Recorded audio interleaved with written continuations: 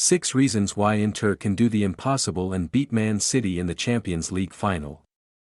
The Nerazzurri are being written off by many pundits ahead of Saturday's showdown in Istanbul, but a massive upset is not out of the question. Earlier this week, Simone Inzaghi declined a request to put a percentage on Inter's chances of victory in the Champions League final. It would have been a waste of his time. It's a one-off game, anything can happen. Man City the heavy favorites going into the final, as low as 1/6 with some bookmakers, and that's perfectly understandable.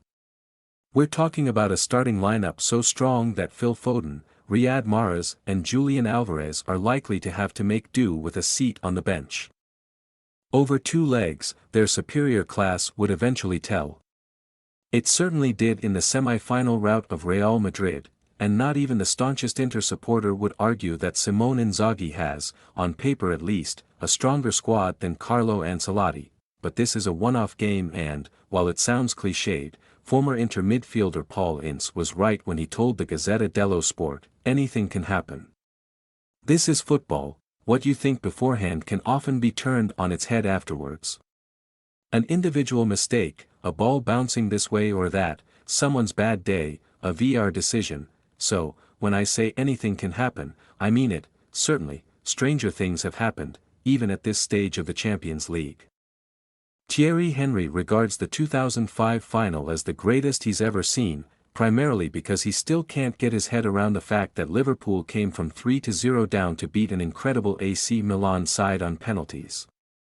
They had no right to win that game before the match, let alone at halftime. Henry said on CBS. And yet they did. Simone Inzaghi, Cup final specialist. Of course, the real reason why Inter supporters are quietly optimistic about pulling off the biggest Champions League final upset in nearly 20 years is Inzaghi, who has proven himself something of a specialist in one-off encounters.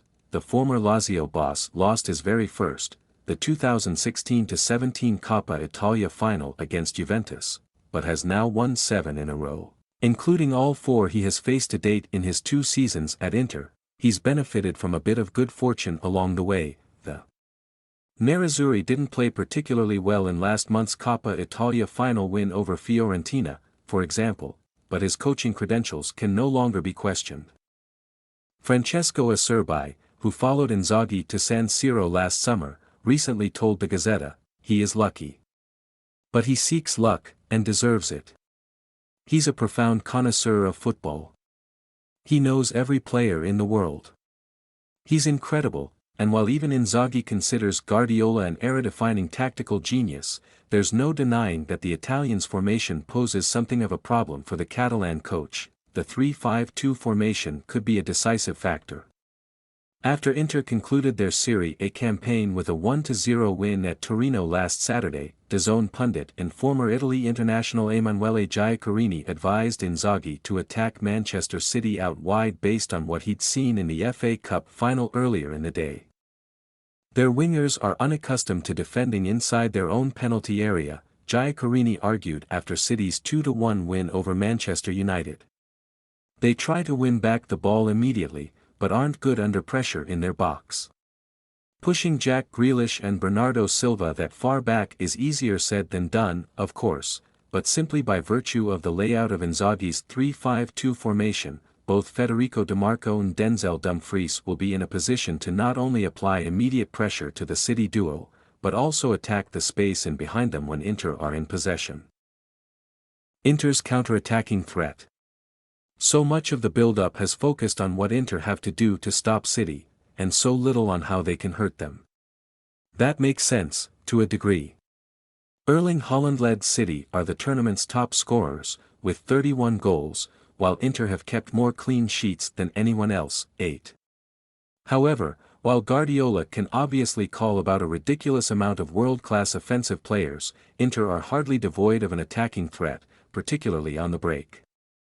As City legend Sergio Aguero has already flagged, the Nerazzurri have some serious firepower, and it should be respected. Lautaro Martinez is Inter's danger man for the big occasion, as he has proved time and time again in Milan derbies. And most recently with his double in the Coppa Italia final win over Fiorentina. The Argentine may have underwhelmed at the World Cup, but he is in the form of his life, having already hit a career-high 28 goals in all competitions this season. Edin Dzeko is a familiar face to City fans, and a source of some fond memories, given his role in the famous, title-clinching 3-2 win over QPR on the final day of the 2011-12 season. Even at 37, the Bosnian is capable of producing decisive moments. See his wonderfully well-taken volley in the semi-final first-leg win over AC Milan. Romelu Lukaku is the joker in the pack.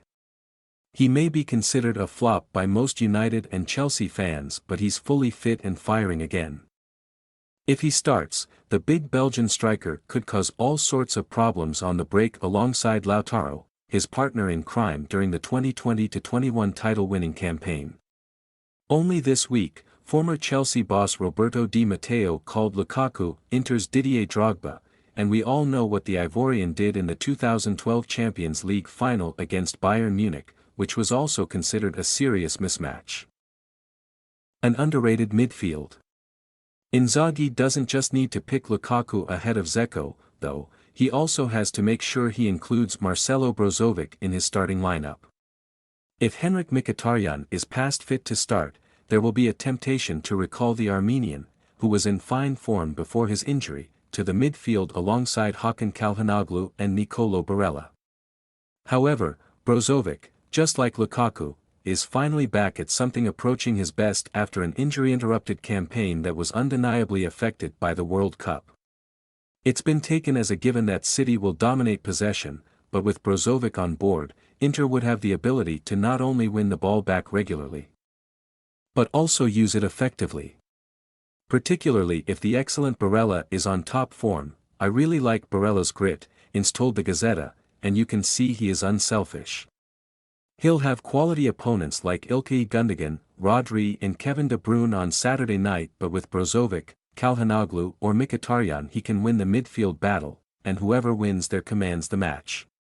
Of course, if you even think about Haaland, you risk a headache, but by defending as a team, Inter can at least restrict the service to him. All the pressure is on City. There seems little chance of a sense of complacency creeping into the City camp. Guardiola is too good to let that happen.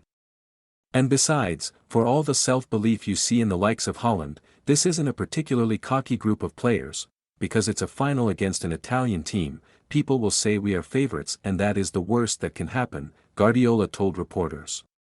But there is one incredible detail in this team that I'm so proud of: they are so humble. It doesn't matter the competition, they take every game seriously because they are so humble. And they are going to take this game more seriously than any other. But that in itself could be an issue. Make no mistake about it, all of the pressure is on City going into this game, and pressure does funny things to players and coaches, in fairness. Guardiola has repeatedly made light of his reputation for overthinking things in the Champions League, and it seems highly unlikely that he will do anything crazy against Inter. His starting 11 pretty much picks itself at this stage. His players have also proven their mettle time and time again in England. This is the Champions League, though, and City have blown several knockout games before, most infamously in the 2021 final against Chelsea. They are even heavier favourites this time around and are going up against a team that is on form, 11 wins from their past 12 games in all competitions, and playing with impressive freedom. Each and every Inter player has said this week that they are actually looking forward to the final.